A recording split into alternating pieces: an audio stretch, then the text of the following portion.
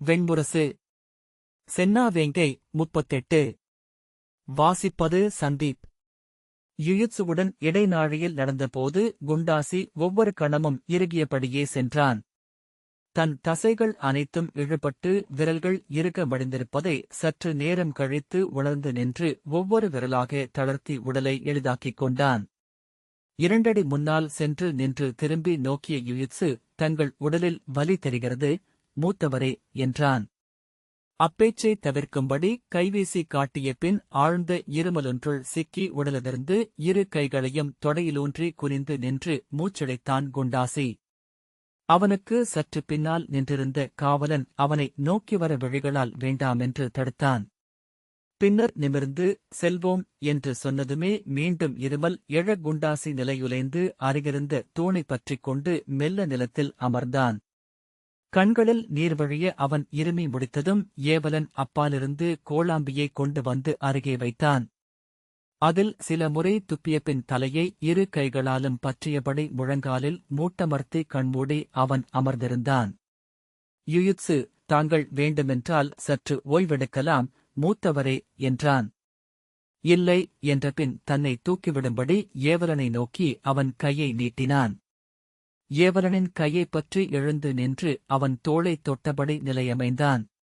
செல்வோம் என்றபடி மீண்டும் தன் விழுந்த கால்களை எடுத்து வைத்து முன்னோக்கி விழுபவன் போல நடக்கத் தொடங்கினான். யுயுத்சு, தந்தையிடம் என்ன சொல்வதென்று நான் இன்னும் முடிவெடுக்கவில்லை. சொல்சூழ்ந்து அவ்வாறு பேசுவது என் வழக்கமும் அல்ல. நான் அங்கு சென்ற பின்னர் என் நாவிலெழுவது எதுவாயினும் நன்று என்று எண்ணுகிறேன் என்றான். தாங்கள் எனக்கென எதுவும் உரைக்க வேண்டியதில்லை மூத்தவரே. வெறுமனே உடன் வந்து நின்றிருந்தால் போதும். குண்டாசி மூச்சிழைத்தபடி சற்று நேரம் நடந்தபின் இடையில் கைவைத்து வளைந்து முதுகை நிமிர்த்தி நின்று மூச்சை மும்முறை ஆழ இழுத்துவிட்டான். நான் வருவதனால் என்ன பயன் என்கிறாய் என்றான். யுயுத்சு, தாங்கள் அறியாததல்ல மூத்தவரே. தந்தை 2 முனைகளிலாக ஓய்விலாது ஆடிக்கொண்டிருப்பவர். அறத்தில் அமைந்தது அவர் உள்ளம். மைந்தர்மேல் கொண்ட பற்றில் அமைந்தது அவரது ஆழம். நான் இத்தாலத்துடன் சென்று அவரை பார்க்கையில் எந்த முனையில் அவர் இருப்பார் என்று என்னால் சொல்லவியலாது. தாங்கள் என்னுடன் வந்தால் அறத்தின் முனையில் அவர் வந்து நின்றிருப்பார் என்று எண்ணினேன் என்றான். யுயுத்சுவின் விழிகளை நோக்கி, அறம் அவருடைய நடிப்புதான். விழியிழந்தோருக்கு ஒளியுலகின் மேலுள்ள அணையாத வஞ்சத்தால் ஆனவர் அவர் என்றான் குண்டாசி. அவ்வஞ்சத்தைக் கண்டு அவரே அஞ்சுகிறார். ஆகவே பேரறத்தான் என தனக்கோர் ஆளுமையைச் சமைத்து அதை சூடிக் கொண்டிருக்கிறார். நெடுங்காலமாக அதை நடிப்பதனால் ஒவ்வொரு கணமுமென அதை அவர் நிகழ்த்த முடியும் என்றான். யுயுத்சு வலி தெரியும் முகத்துடன், இச்சொற்களை நீங்கள் அவரை நோக்கி சொல்லவில்லை மூத்தவரே. இதை உங்களை வருத்தும் பொருட்டே சொல்கிறீர்கள். நீங்கள் அறிவீர்கள் அது உண்மையல்ல என்றான். குண்டாசி இதழ்கோண புன்னகைத்து, உண்மையா அல்லவா என்று இனி எவருக்கு தெரியும்? இன்னும் 1000 ஆண்டுகள் குருகுலத்தின் கதை இங்கு பேசப்படும். அனைத்திலும் விழியிருண்டு உள்ளமும் உடனிருண்ட மனிதர் என்றே அவர் குறிப்பிடப்படுவார். அவர் கொண்ட சிறப்புகள் எவையும் இங்கு நிலை கொள்ளாது என்றான். யுயுத்சு, நான் அவ்வாறு எண்ணவில்லை என்றான். தாங்கள் சொல்வதை மீண்டும் மீண்டும் எவரேனும் என்னிடம் சொல்லிக் கொண்டிருக்கிறார்கள். மெய்மை என்பது புலவரும் சூதரும் சமைத்து நமக்களிப்பது மட்டுமே என. மானுடர் மறைந்த பின் அவர்கள் மொழியில் எஞ்சுவது வாழ்பவர்களின் விருப்பின் பொருட்டே என்று. அல்ல, அவ்வாறெனில் மண்மறைந்த அசுரர்களின் பெருமைகள் இன்றளவும் நின்றிருக்காது. இங்கு நிகழ்ந்த தெய்வங்களின் தீமைகள் அழியாது நிலைகொள்வதும் அதனாலேயே. யுயுத்சு அதைப் பற்றி முன்னரே நிறைய எண்ணம் சூழ்ந்திருக்க வேண்டும். அவன் குரலில் விசை ஏறியது. நான் மொழி என்று நம்மை சூழ்ந்திருக்கும் இந்த விராட வடிவத்தை நம்புகிறேன். அதற்கு மானுடர் ஒரு பொருட்டல்ல, அவர்களின் அறங்களும் பொருட்டல்ல. அது நாமறியாத திசையொன்றை நோக்கி சென்று கொண்டிருக்கும் பெருநதி. யுகங்கள் அதன் சிறுகுமொழிகள். மூத்தவரே, அது எந்த மானுடர் மேலும் பக்க நோக்கு கொள்வதில்லை. ஏனெனில் அது பொருட்படுத்தும் அளவுக்கு பெரியவர் என இப்புவியில் எவருமில்லை. விண்கதிர்களைத் தொட தலையெழுந்து கோடி கைகள் விரித்து பேரிரு கொண்டு நின்றிருக்கும் இளைய யாதவர் கூட என்றான். குண்டாசி சிரித்து, நன்கு சொல்லாடக் கற்றிருக்கிறாய். அவைகளில் செவியொன்றே என நீ நின்றிருப்பதைக் கண்டபோதெல்லாம் நான் எண்ணியதுதான் இது. சொல்மகள் உனக்கு தந்தையின் முன்னும் வந்தருளட்டும் என்றான். புஷ்பகோஷ்டத்தின் வாயிலை அவர்கள் அடைந்தபோது குண்டாசி நன்கு களைத்திருந்தான். தூணை பற்றியபடி நின்று, தந்தையின் அறைக்குள் நுழைவதற்கு முன் எனக்கு 3 கோப்பை பீதர் நாட்டு மது கொண்டு வரச் சொல் என்றான். யுயுத்சு, மது அருந்திய பின் தந்தையின் முன் போவது என சொல்ல அதை கை காட்டி தடுத்து, என் குருதி மதுவாலானது என்பதை அறியாத எவருமில்லை. க்ஷத்திரியருக்கு மது விலக்கும் அல்ல என்றபின் அப்பால் நின்ற ஏவலனை கை காட்டி அழைத்து, பீதர் நாட்டு மது உடனே வந்தாக வேண்டும் என்றான் குண்டாசி. அவன் தலைவணங்கி விலகிச் செல்ல, மது என்னுள் குருதியை எரிய வைக்கிறது. என் சொற்களுக்கு அதுதான் நெய் என்றான். குரல் தாழ, பேரரசரிடம் தாங்கள் எதுவும் பேச வேண்டியதில்லை மூத்தவரே என்றான் யுயித்சு. அவன் சற்று உளங்கலைந்திருப்பது தெரிந்தது. என்னை அழைத்திருக்க வேண்டியதில்லை என்று இப்போது எண்ணுகிறாயா என்று குண்டாசி கேட்டான். யுயித்சு ஆம் என்றான். குண்டாசி உரக்க நகைத்து, உன்னிடம் நான் விரும்புவதே இதுதான். எப்போதும் எண்ணுவதை விளைவு நோக்காது அவ்வண்ணமே சொல்கிறாய். சூதர்கள் அவ்வாறு சொல்வதில்லை என்றான். யுயித்சு ஆம், ஏனெனில் நான் எப்போதும் எந்தைக்கு முன் நின்றிருக்கிறேன். எதன் பொருட்டும் அவர் என் மேல் சினம் கொள்வதில்லை என்று அறிந்திருக்கிறேன். தந்தைக்கு இனியவன் என்பதனால் மூத்தோர் ஒரு நோக்கிலும் என்னிடம் கடுமை காட்டியதில்லை என்றான். குண்டாசி, குருதிகொள் கொற்றவையின் ஆலயத்தில் விகர்ணர் என்னிடம் பேசினார். அறத்தைவிட செஞ்சோற்றுக் கடனே பெரிதென்றார். ஆகவே வஞ்சனம் உரைத்து கௌரவர் படையுடன் நின்று களம் பொருத்தப் போவதாக சொன்னார் என்றான். யுயித்சு ஆம், என்னிடம் அவர் அதை பலமுறை சொல்லியிருக்கிறார். உண்மையில் என்னிடம் சொல்லித்தான் அந்நிலைப்பாட்டை அவர் முழுமை செய்து கொண்டார் என்றான். குண்டாசி, நானும் எண்ணினேன். அத்தனை தெளிவாக பேச வேண்டும் என்றால் எவரிடமேனும் மீள மீள சொல்லிக் கொண்டிருக்க வேண்டும் என்று. அவர் தன் துணைவி தாரையிடம் சொல்லியிருக்கலாம் என்று கருதினேன். அவரில் அவர் அரசியின் சொல்லே என்பார்கள் என்றான். இது தாரையின் நிலைப்பாடல்ல, தன் நிலைப்பாடென்ன என்பதை அவர் நேற்றுதான் மச்ச நாட்டரசியிடம் சொன்னார் என்றான் யுயித்சு. ஓ என்று குண்டாசி பொருளில்லாமல் சொன்னான். ஏவலன் சென்ற திசை நோக்கி, எங்கு சென்றான் மூடன் என்றான். யுயித்சு, நீங்கள் வேண்டுமென்றால் சென்று சற்று ஓய்வெடுக்கலாம், நானே தந்தையை பார்க்கிறேன் என்றான். குண்டாசி ஏவலன் வரும் வழியை நோக்கியபடி அப்பேச்சை கைவீசி கலைத்தான். ஏவலன் மதுவுடன் வருவதைக் கண்டபின் திரும்பி, நீ என்ன எண்ணுகிறாய்? செஞ்சோற்றுக் கடன் உனக்கில்லையா என்று குண்டாசி கேட்டான். நான் முன்பு சொன்னதே மீண்டும். என் சொல், என் கடன் என்பதெல்லாம் நான் என்னும் எண்ணத்தின் விரிவுகளே. நான் எனது எனும் சொற்களைச் சுமக்கும் அளவுக்கு வலுவில்லாதவன் நான் என்றான் யுயித்சு. குண்டாசி, இதை நீ எவ்வாறு சொன்னாலும் இந்நிலைப்பாடு சொல்லாடலுக்கு பொருத்தமாக இருக்கிறதென்பதை மறுக்க மாட்டேன் என்றான். ஏவலன் கொண்டு வந்த பீதர் நாட்டு மதுவை வெள்ளைக்கு வளையிலுற்றி அளிக்க அதை ஆவலுடன் வாங்கி மும்முறை விழுங்கினான். யுயித்சு, பீதர் நாட்டு மதுவை இத்தனை விரைவாக எவரும் அருந்துவதில்லை. அது தசைகளை எரிக்கும் என்பார்கள் என்றான். குவளையில் எஞ்சியிருந்த மதுவை வாயில் விட்டு மதுக்குடுவையை நன்றாக கவிழ்த்து நோக்கிய பின் திரும்ப அளித்து, குண்டாசி, காட்டறியில் எஞ்சிய கழியையே சிதையெரிக்க எடுத்துக்கொள்வார்கள் என்ற பின் வருக என்று யுயித்சுவின் தோளைத் தட்டி முன்னால் நடந்தான். திருதராஷ்டிரின் அரைவாயிலில் நின்றிருந்த சங்குலன் யுயித்சுவை பார்த்ததும் தலைவணங்கி உள்ளே செல்லும்படி கை காட்டினான். குண்டாசி அவனைப் பார்த்து புன்னகைத்து, எப்படியிருக்கிறார் முதியவர் என்றான். சங்குலன் புன்னகை புரிந்தான். அவன் தோளில் கை வைத்து அழுத்தி, இறுதியாக எப்போது அவருடன் மற்போர் புரிந்தாய் என்றான்.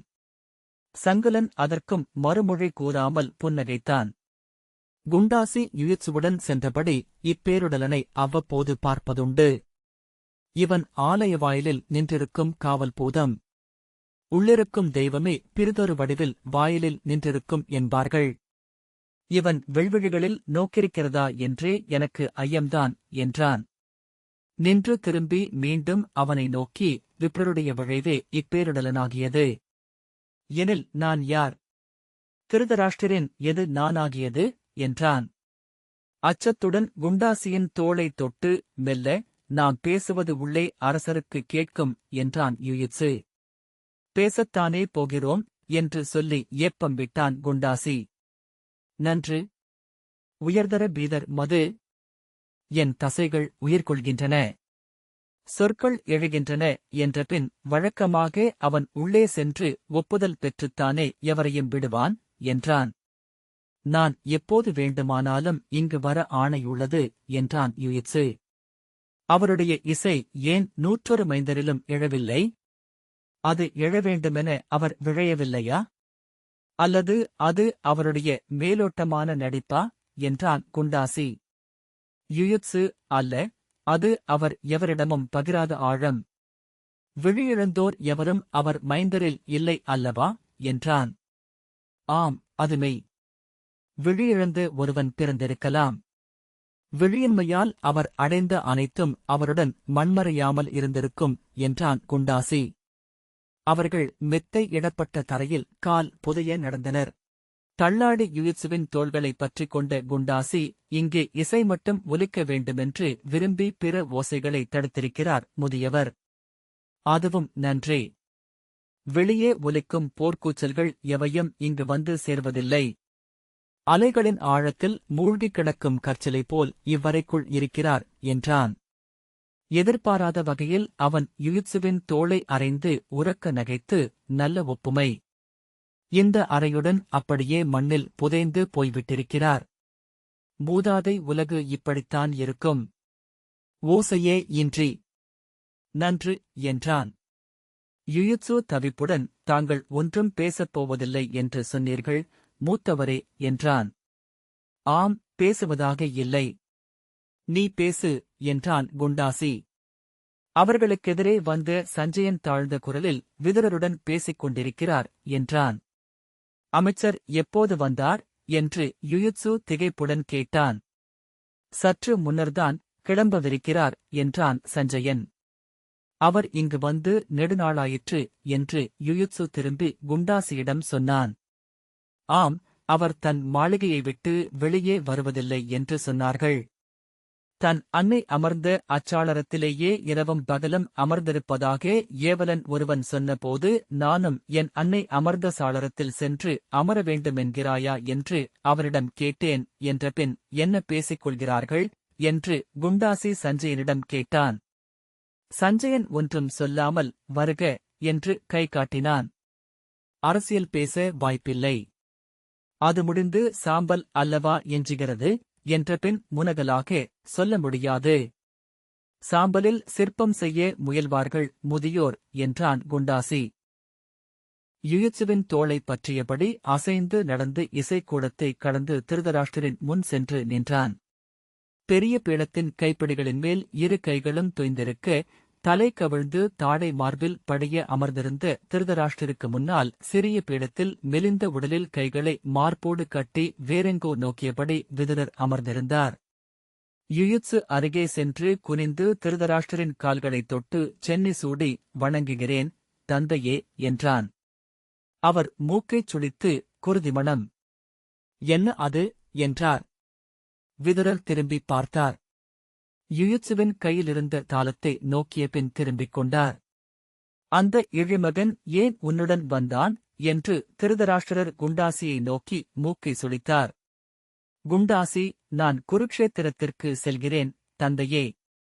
எனது தலையை இளைய பாண்டவர் பீமன் தன் கதையால் அடித்து உடைக்கவிருக்கிறார்.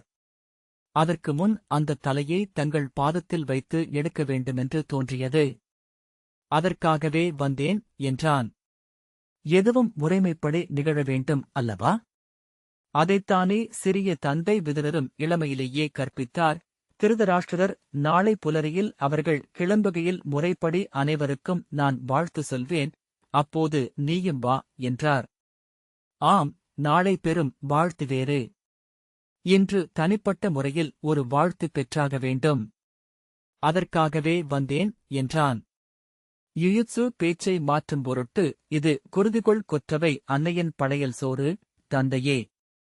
தங்களுக்கென அரசரால் அளிக்கப்பட்டது, என்றான். விதுரர் திரும்பி யுயுத்சுவை பார்த்தார். திருதராஷ்டிரர் தலையை உருட்டியபடி, உன்னிடம் அதை தந்தனுப்பினானா, என்றார். ஆம், இதை தங்களிடம் வந்து அளிக்க வேண்டும் என்றான் யுயுத்சு. திருதராஷ்டிரர் விதுரரை பார்த்து, நீ என்ன எண்ணுகிறாய், விதுரா, என்றார். விதுரர் ஒன்றும் சொல்லாமல் மீண்டும் நோக்கை விலக்கிக் கொண்டார். இரு கைகளாலும் பீடத்தின் கைப்பிடியை அழுத்திய பின் கை நீட்டி, கொடு. அவ்வண்ணமெனில் அதுவே நிகழ்க, என்றார். யுயுத்சு அன்னத்தை திருதராஷ்டிரருக்கு அளித்த பின் வணங்கி அவரது வலது பக்கம் நின்றான். அவர் அதில் ஒரு துளி எடுத்து நாவில் வைத்துவிட்டு அப்பால் வைத்தார். குண்டாசி நடுங்கும் கால்களுடன் முன்னால் வந்து முழந்தாளிட்டு தன் தலையை திருதராஷ்டிரின் கால்களில் வைத்து, வாழ்த்துக, தந்தையே, என்றான். நீ விழைவதே நிகழ்க. ஆம், அவ்வண்ணமே ஆகுக, என்று திருதராஷ்டிரர் வாழ்த்தினார். குண்டாசி எழுந்து ஆடையை நீவி நிலை கொண்டு பல் தெரிய புன்னகைத்து, நீங்கள் இவ்வாறு வாழ்த்துவீர்கள் என்று எனக்குத் தெரியும். ஏனெனில் நெடுங்காலமாக நீங்கள் என் இறப்பை எதிர்நோக்கியிருக்கிறீர்கள், என்றான். பற்களைக் கடித்தபடி திருதராஷ்டிரர், ஆம், அதை நான் மறுக்கவில்லை.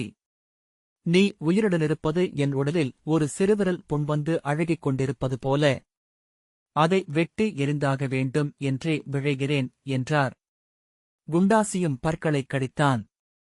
அவன் விழிகள் இடுங்கின. ஆனால் எப்போதும் உங்கள் ஓர் உறுப்பு நோயுற்றிருக்கிறது அல்லவா? என் அன்னை அங்கு சாளரத்தில் அமர்ந்திருந்தாள். நான் களம்பட்டாலும் அச்சாளரம் அங்குதான் இருக்கும். அதில் வேறு பெண்டிர் அமர்ந்திருப்பர். உங்கள் அரண்மனையில் அந்தி இருண்ட பின் அழுத விழிநீரே எஞ்சும். அணங்குகள் இருளில் நின்றிருக்கும், என்றான். திருதராஷ்டிரர் இரு கைகளையும் இறுகப் பற்றி பெருமூச்சு விட்டு மெல்ல அசைந்தமர்ந்து இயல்பாகி, என்னை சினங்கொள்ள வைக்க விரும்புகிறாயா, என்றார்.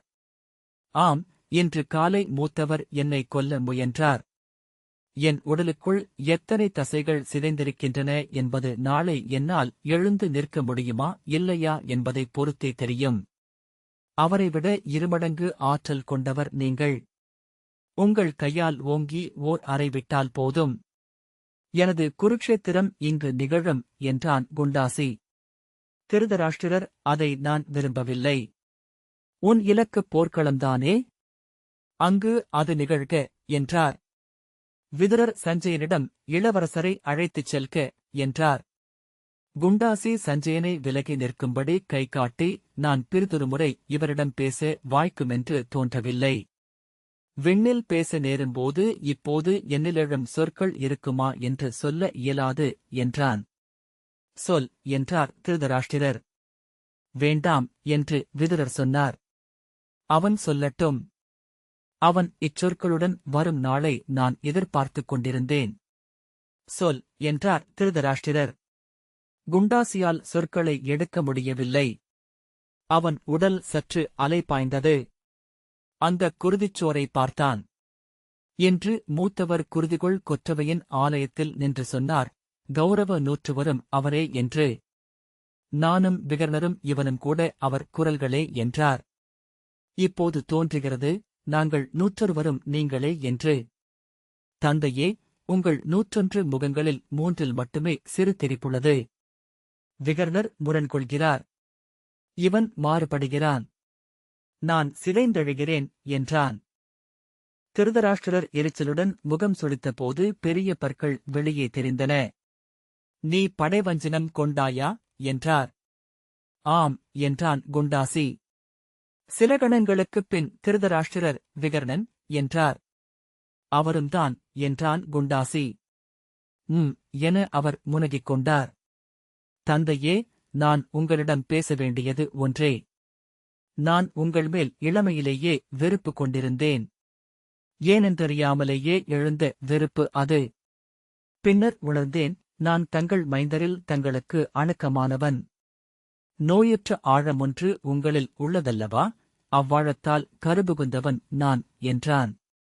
திருதராஷ்டிரர், ஆம், உன் அன்னை என்னை ஏற்றுக்கொண்டதில்லை. அவள் என் விழியின்மையை அஞ்சினாள். அவ்வச்சத்தை நான் சிறுமையென எடுத்துக்கொண்டேன். அதை என் ஆற்றலால் நிரப்ப எண்ணினேன். என்றும் நான் அவ்வாறுதான் சிறுமைகளை ஆற்றலால் ஈடு செய்ய முனைபவன். அவளை நான் மேலும் அச்சுறுத்தினேன். அச்சத்தினூடாக அவளை வென்றேன். அச்சம் கொள்பவர்கள் அதை மெல்ல வெறுப்பாக ஆக்கிக் கொள்கிறார்கள். பெண்டர் ஆண்கள் தங்களுக்கு அளிப்பதையே மைந்தராக திருப்பி அவர்களுக்கு அளிக்கிறார்கள். கருவறை என்பது புடம்போடும் எரிகலம் என்பார்கள் என்றார். பற்கள் தெரிய இழுத்தபடி ஆகவேதான் அச்சத்தின் கூரே இல்லாமல் பிறந்தேன் என்று குண்டாசி சொன்னான். இதோ உங்கள் கையெட்டும் தொலைவில் வந்து நின்று இதை சொல்கிறேன், தந்தையே. நீங்கள் உங்கள் வாழ்நாள் முழுக்க கடைபிடித்து அரமனைத்தும் அச்சிறு பெண்ணுக்கு செய்த தீங்கினால் நிகர் செய்யப்பட்டது. அதன் பொருட்டு உங்கள் 100 மைந்தரின் குருதியை நீங்கள் காண்பீர்கள். உங்கள் கைகளால் உங்கள் 100 மைந்தருக்கு அன்னமும் எள்ளும் அளிப்பீர்கள். அறிவிலியே, கீழ்மகனே என்று கூவியபடி திருதராஷ்டிரர் பாய்ந்தெழுந்தார். அவ்விசையில் எடைமிக்க பீடம் சரிந்து பின்னால் விழுந்தது.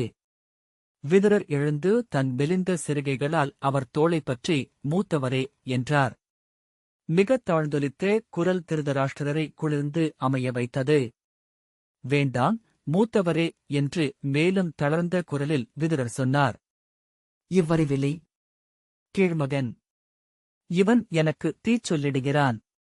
இவன் என்று திருதராஷ்டிரர் நடுங்கினார்.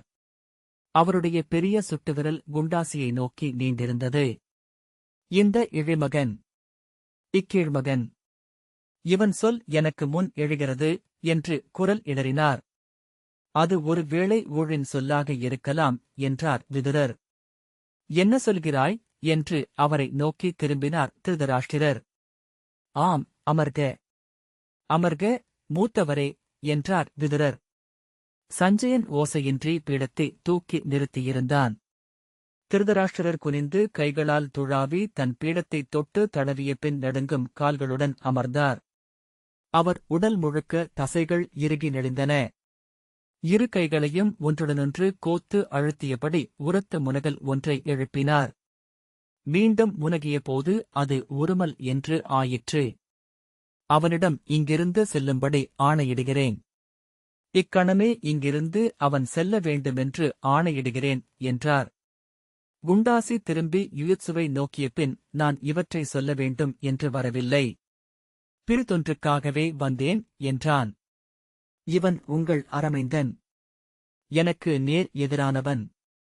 உங்கள் மேல் இவன் அன்னை கொண்ட பெருங்காதலின் வடிவம் இவன்.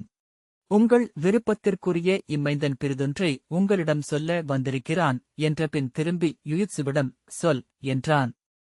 விதுரர் எழுந்து அதை பிறிதொரு முறை சொல்லலாம், இது பொழுதல்ல என்றார்.